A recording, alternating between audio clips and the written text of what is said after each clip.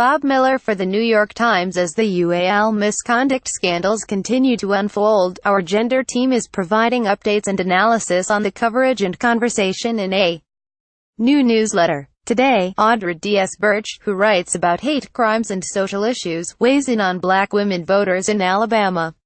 Sign up here to receive future installments of The MeToo Moment, and tell us what you think at nightgender@nytimes.com. In the hours after Doug Jones was declared the winner in Alabama's special Senate election and the now ubiquitous exit poll charts were splashed across television screens, Twitter churned out its latest hashtag, #BlackWomen.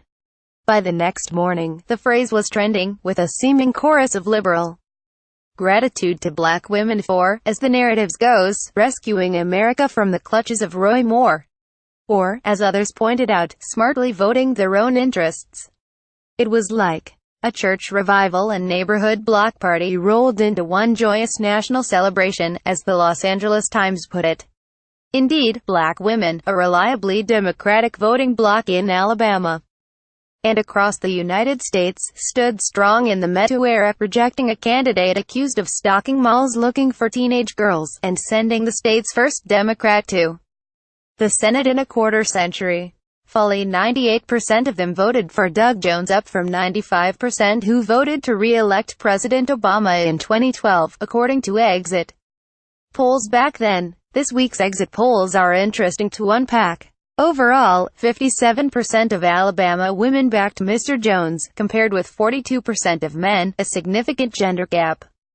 Among white women, 63% supported Mr. Moore, which at first blush suggests they were not hugely moved by the allegations of UAL misconduct.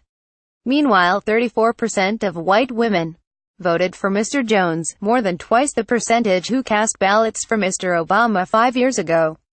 That's a big shift, seismic in political terms, of one demographic group voting for a member of the other party. And consider this: 72% of white men supported Mr. Moore, a 9-point spread between white men and white women. In 2012, the Republican candidate, Mitt Romney, got 84% of white men and 83% of white women, a statistically insignificant margin. As a black female journalist who has written about race and its ever-present role in social, political and economic issues, I have been thinking about the lessons of this election, but also listening to others who are helping to shape the conversation. Yes, the black women's vote was perceived by many women on the left as a moment worth celebrating. But what's next looms larger.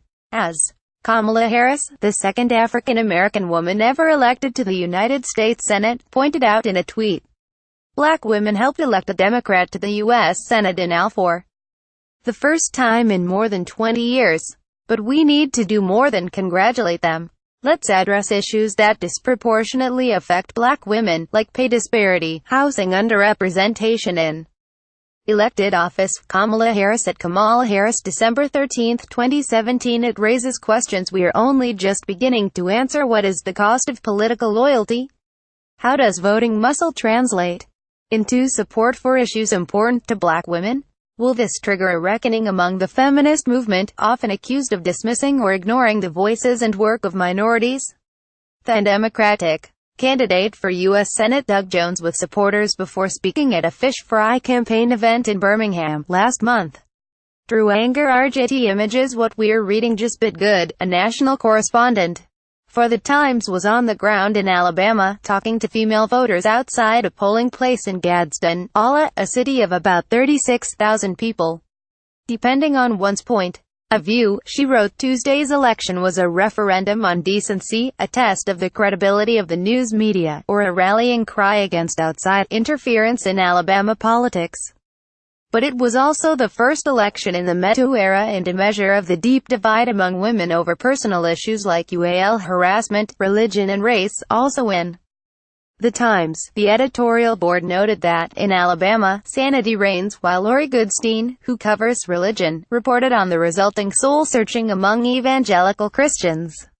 In HuffPost, Julia Craven wrote that the turnout among black women was not just magic, but the result of prolonged hard work in the election's lead-up by organizers who were largely female. Anna North argued in a Vox column that the MeToo movement, and feminism in general, must recognize the leadership of black women, while Fortune's Ellen McGirt offered suggestions that people could do beyond thanking black female voters, like understanding maternal death rates, intimate partner violence, and equal pay. I voter outside polling station in Dothan, Iowa, on Tuesday. Audr Melton for The New York Times. What people are saying. One thing that was made clear on Tuesday is that for the first time we've seen that the idea of traditional feminism, of just fighting for women's rights, doesn't really resonate. We need to have conversations about race, we need to have conversations about class, we need to understand the linkage between those things to dismantle ideas of patriarchy, misogyny, racism and capitalism, and what autonomy and self-determination needs to look like for women. Rep. Ilhan Omar, Democrat of Minnesota, and the country's first Somali American legislator. I feel a combination of things: pride, exhaustion, rage and a sense of heightened resilience, which is pretty much like every other day as a black woman in America. Rebecca Carroll, editor of special projects at the public radio station WNYC and critic at large for the Los Angeles Times. Black women have been showing up for years for the Democratic Party. They have long been a key voting bloc, but only recently has that power been recognized. It's high time for more than lip service, that real resources are injected into the African American community. Simone Sanders, a strategist for Priorities USA, a Democratic super PAC. I'm very proud of black women. I'm always proud of black women. But I wish that non-black people would stop treating the resiliency and strength that we've been forced to cultivate through generations of trauma and abuse as a natural resource they can mine whenever they need to. Real appreciation for black women looks like action. Ijeoma Oluo, author of the forthcoming So You Want to Talk About Race. Thanks for reading. Sign up here to receive future installments of the MeToo Moment, and tell us what you think at nightgender@nytimes.com.